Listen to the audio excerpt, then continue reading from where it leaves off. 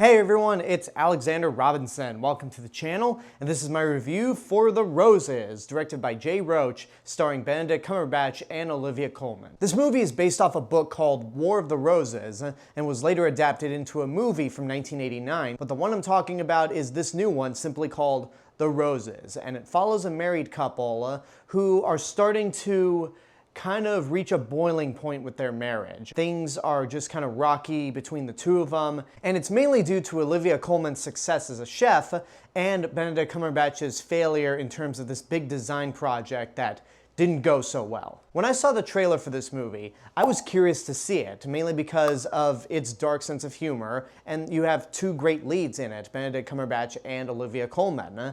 I didn't know until this movie started that it was based off a book, which in itself was turned into a movie.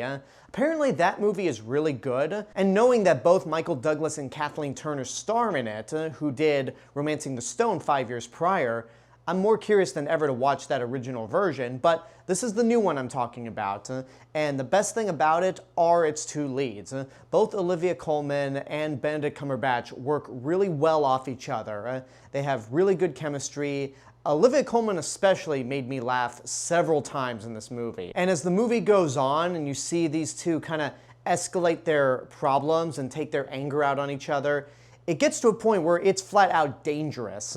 And sometimes it's done for dramatic effect, but most of the time it's done in a really funny manner, and you're just like, wow, that's morbidly dark, especially with the way it ends. I'm not going to say what happens. I don't even know if this is in the original book, but it ends in a way where I'm like, yikes. It's these two actors playing off each other and seeing how their characters basically handle this escalating situation that makes this movie worth seeing in some form. Because I think the rest of the movie is kind of all over the place in terms of its tone. These two understand the movie that they're in, but I don't think everyone else does. Like I said earlier in the review, this is directed by Jay Roach, who did the Austin Powers movies.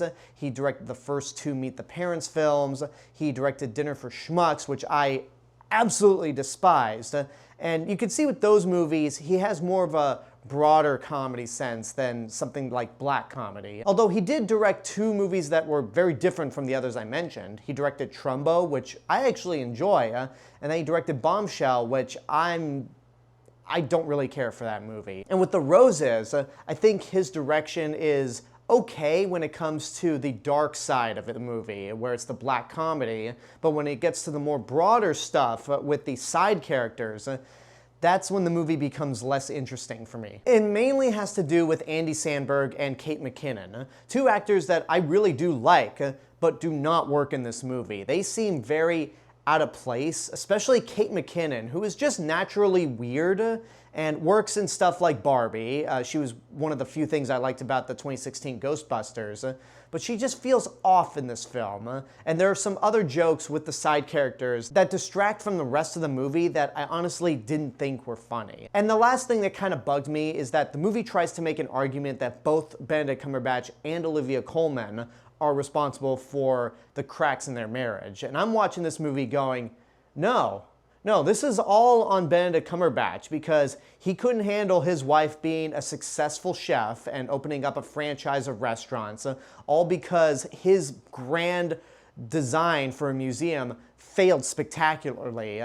Like, he has an ego problem and he's trying to find someone to take his anger and frustration out on. So it's not a two-sided, oh, well, both parties are at fault.